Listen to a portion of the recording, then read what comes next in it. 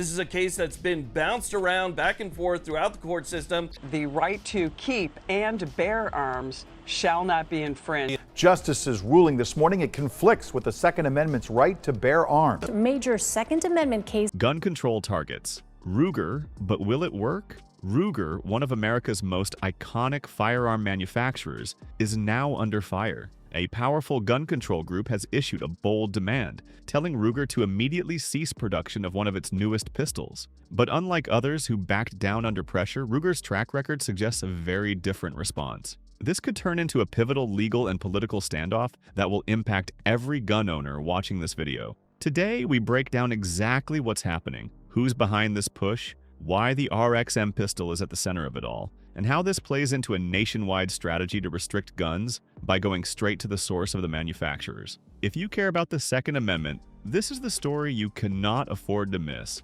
Before we go further, you're watching Survival Firearms, the place where we break down the law, the politics, and the real story behind today's firearm headlines. Make sure to subscribe right now so you never get caught off guard. Let's get into it. Part 1. Ruger's historic resistance. Ruger is not a new name in these battles. The company has long been in the crosshairs of anti-gun pressure campaigns, but it's never been quick to fold. Their past shows a pattern of deliberate, unapologetic responses to coordinated attempts to limit gun ownership through legal or corporate tactics. Ruger previously refused to comply with shareholder demands for a violence impact report. The company has historically declined to cave to activist calls for firearm tracking systems. In response to pressure in 2018 and again in 2022, Ruger stated their products are lawful and misuse lies with the user, not the manufacturer. Unlike other companies, Ruger has maintained that litigation threats do not override constitutional rights. Their strategy seems to be built on one core idea: accountability cannot be transferred to manufacturers when bad actors break the law. And that approach is not just legal, it is strategic, because once a company accepts liability for the misuse of its products, it opens the floodgates.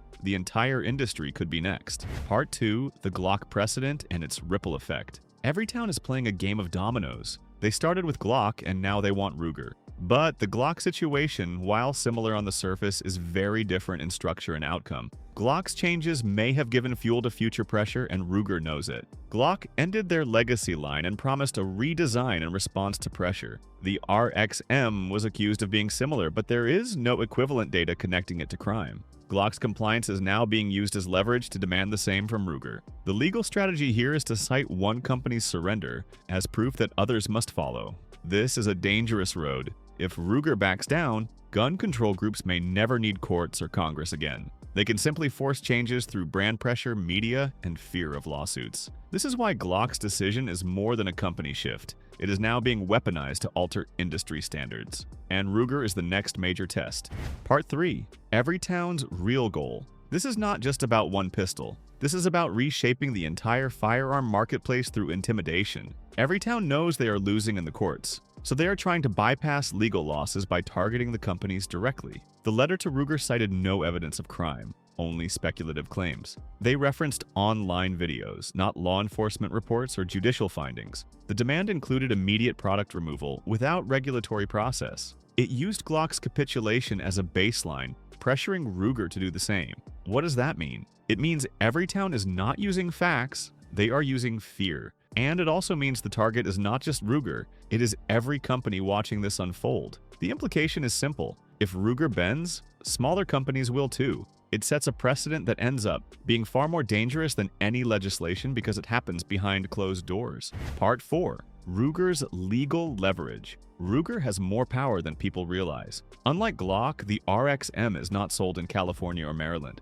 That reduces its exposure to the jurisdictions most likely to file suit or enact bans. Ruger also has a long history of separating corporate policy from political noise. Ruger's past responses to litigation threats have been rooted in constitutional defenses. The company has made clear that product misuse is not a manufacturing flaw. Their products meet federal legal standards and are distributed lawfully. They are not reliant on police contracts or state contracts that increase leverage. This gives Ruger flexibility. They can choose their battles. and they are not trapped by financial dependencies the way some manufacturers might be. The smart move now would be to reject the premise that accusations require immediate change, because the moment you do that, the narrative flips, and the company becomes the victim of corporate bullying rather than a contributor to violence. Part 5. The slippery slope of could be converted. At the heart of the letter from Everytown is that the RXM could be converted. Not that it has been, not that it is being used in crimes, just that it might be possible. No data was provided showing the RXM at any crime scene. The only proof cited was the existence of modding videos. ATF's numbers show less than 1% of all crime guns involve converted pistols. Even those numbers do not confirm that the conversion was actually used in a crime. If Ruger folds here, it sets a precedent that a mere possibility is enough to trigger design changes. That changes the entire rules of engagement, because then it is no longer about what a gun has done, but what someone says it could do. That is not justice, it is pre-crime enforcement, and it has no place in American legal tradition. Part 6. Why this could backfire on gun control advocates. There's a hidden risk for Everytown and groups applying this pressure. If Ruger takes this public, if they lay out the facts, the backlash could be enormous. Gun owners, manufacturers, and even neutral observers might start questioning the entire legitimacy of pressure-based product bans. Public exposure could shift sentiment toward defending Ruger's legal right to manufacture. Transparency would reveal the absence of crime statistics supporting the demand. Retailers and distributors may rally behind Ruger, fearing they are next. Gun rights organizations could use this as a fundraising and political rallying point. And there's precedent for this. Smith & Wesson once bowed to pressure and paid the price in public trust. But when companies fight back like Daniel Defense or SIG Sauer, they often win support, not just in court, but in culture. If Everytown pushes too hard without evidence, they risk triggering a much larger legal and political response. Part 7. What gun owners should do now. This case is not just about Ruger. It is about a trend, a tactic, a quiet way to dismantle gun rights without touching the Second Amendment directly. And that means you, as a law-abiding gun owner, need to stay informed and alert. Watch for product removals that don't involve legislation or regulation. Follow cases where activist groups bypass courts to target manufacturers. Stay involved with gun rights organizations, tracking these pressure campaigns. Be aware that today's target could be tomorrow's precedent. You should also be cautious about buying into mainstream narratives too quickly. When pressure groups present emotion as evidence, it is often hiding the lack of real data. The fight for your rights will not always come in the form of courtroom drama or sweeping legislation. Sometimes it will come in boardrooms, private letters, and quiet removals, and that is why you need to be watching.